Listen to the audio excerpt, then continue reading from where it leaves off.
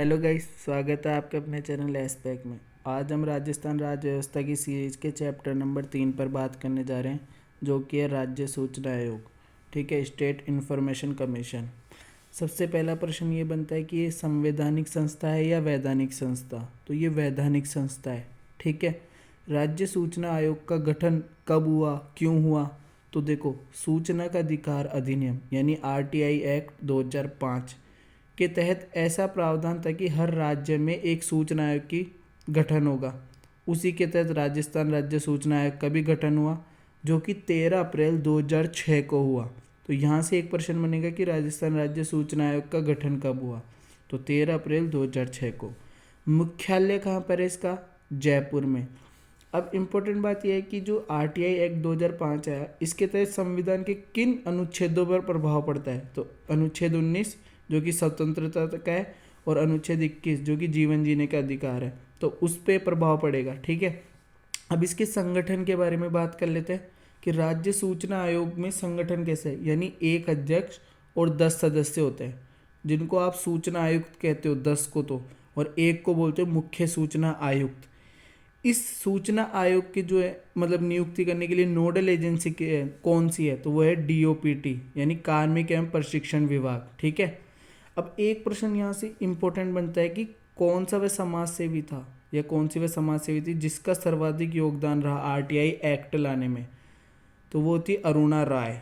ठीक है, अब योग्यता, भाई योग्यता क्या होनी चाहिए सूचना आयोग के अध्यक्ष या सदस्य बनने की? लाभ के पद पर ना हो, संसद या विधानमंडल का सदस्य ना हो। ठीक है, संसद यानी लोकसभा प्लस राज्यसभा, विधानमंडल यानी विधानसभा प्लस विधान परिषद, इनमें से किसी का भी सदस्य नहीं होना चाहिए। ठीक है, अगली बात, नियुक्ति कौन करता है? तो राज्यपाल करता है, लेकिन राज्यपाल एक समिति की सलाह लेता है। तो उस समिति में कौन कौन होते हैं? देखो, समिति का हेड होता है सीएम यानी मुख्यमंत्री। इसके अलावा कैबिनेट मंत्री उसके सदस्य होते हैं, और विधानसभा का विपक्ष का नेता। विधानसभा में विपक्ष का नेता और कैबिनेट मंत्री ये तो सदस्य होते हैं, और सीएम उस समिति का अध्यक्ष होता है। यह जो समिति किससे सलाह करती है? राज्यपाल को सलाह देती है। तब जाके राज्यपाल एक सूचना आयुक्त को नियुक्त करता है और मुख्य सूचना आयुक्त की नियुक्ति करता है। ठीक है, इसी पर अपन बात कर लेते हैं कि प्रथम मुख्य सूचना आयुक्त कौन बने राजस्थान में? तो वो थे एमडी कोरानी, जो कि 18 अप्रैल 2006 को बने थे। ठीक है, एमडी कोरानी। वर्तमान में मुख्य सूचना आयुक्त कौन है? वो है डीबी गुप्ता, देवेंद्र भूषण गुप्ता। ठीक है, डीबी गुप्ता। अब इम्पोर्टेंट बात क्या है कि यह जो पद है मुख्य सूचना आयुक्त का, ये मुख्य निर्वाचन आयुक्त के समान होता है। ठीक है ना, जो निर्वाचन आयुक्त कौन है अपने मधुकर गुप्ता, तो उनके इक्वल है ये पद। जबकि जो सूचना आयुक्त होते हैं, मतलब जो 10 सूचना आयुक्त हैं, उनका जो स्तर होता है वो मुख्य सचिव के बराबर होता है। ठीक है ना। अब इम्पोर्टेंट बात, प्रथम अपील से 1 महीने में सूचना प्राप्त होनी चाहिए। जैसे कोई भी व्यक्ति है वो सूचना आयुक्त में अपनी अपील कर रहा है, तो उसको 1 महीने बाद जो उसने अपील डाली है उसका निष्कर्ष निकल के आना चाहिए, या कोई ना कोई इन्फॉर्मेशन सामने डिपार्टमेंट से आनी चाहिए 1 महीने के अंदर अंदर। ठीक है, अब इम्पोर्टेंट बात आगे करते हैं कि इनका कार्यकाल कितना होता है। देखो, यहाँ से एक प्रश्न जरूर बनता है कि सूचना आयोग के अध्यक्ष या सदस्यों का कार्यकाल कितना होता है? तो वो होता है 5 वर्ष या 65 वर्ष, जो भी पहले हो। इंपॉर्टेंट बात क्या है, ये पुनर्नियुक्ति के पात्र होते हैं क्या? नहीं, ये पुनर्नियुक्ति के पात्र नहीं होते। जो एक बार बन गया वो दोबारा पुनर्नियुक्त नहीं होता है।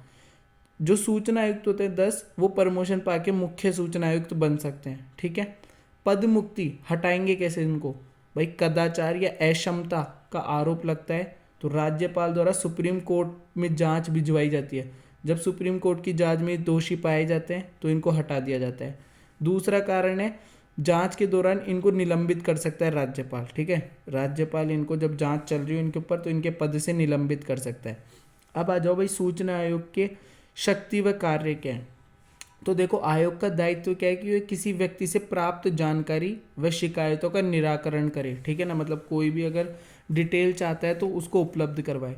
जन सूचना अधिकारी की नियुक्ति न होने के कारण किसी सूचना को प्रस्तुत करने में असमर्थ रहो, मतलब ये प्राप्त जानकारी और शिकायतों का निराकरण करना है, तो इनकी भी कंडीशन है कि जब आपका जन सूचना अधिकारी की नियुक्ति नहीं है तो उस टाइम करें।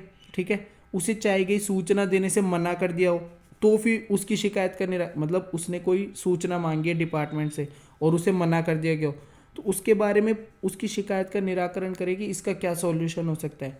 ठीक है, उसे लगता हो कि सूचना की एवज में मांगी गई फीस सही नहीं है। जैसे समझो कि आपने अपील दायर की और नॉर्मल सी जानकारी चाहते हो लेकिन आपसे बहुत ज़्यादा फीस ली जा रही हो, तो इस मामले में भी शिकायत दर्ज की जा सकती है। तो सामने से जवाब आना चाहिए, एक सेटिस्फाइड जवाब। ये फर्स्ट पॉइंट के 3 पॉइंट थे।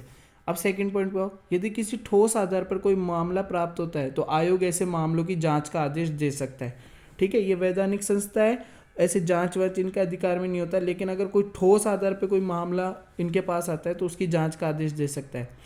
फिर आगे इसी जांच पे आगे बात बताई जा रही है कि अगर जांच करते समय निम्न मामलों के संबंध में आयोग को दीवानी न्यायालय की शक्तियां प्राप्त होती है।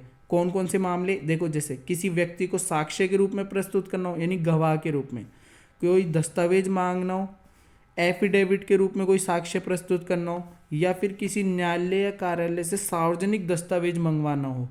समझ रहे हो, किसी कोर्ट से या ऑफिस से आपको कोई सार्वजनिक दस्तावेज मंगवाना है, एफिडेविट के रूप में कोई साक्ष्य प्रस्तुत करना है, कोई दस्तावेज मंगवाना है, किसी व्यक्ति को गवाह के रूप में प्रस्तुत करना है, तो इन सभी मामलों में इनको दीवानी न्यायालय की शक्तियाँ प्राप्त होती है। ठीक है, ये हो गया इनके शक्ति व कार्य के बारे में।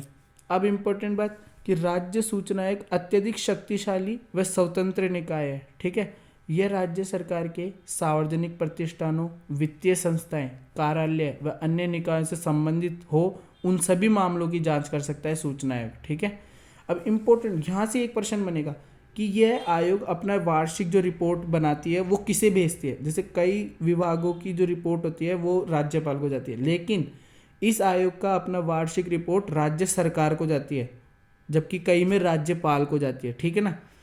आरटीआई एक्ट 2005 के तहत केंद्रीय सूचना आयोग तथा राज्य सूचना आयोग की स्थापना हुई थी। ठीक है ना, आरटीआई एक्ट 2005 बना था, उसी में ये प्रावधान था कि हर राज्य और केंद्र के लिए एक सूचना आयोग हो। ठीक है, तो ये था सूचना आयोग। इस वीडियो में इतना ही, धन्यवाद।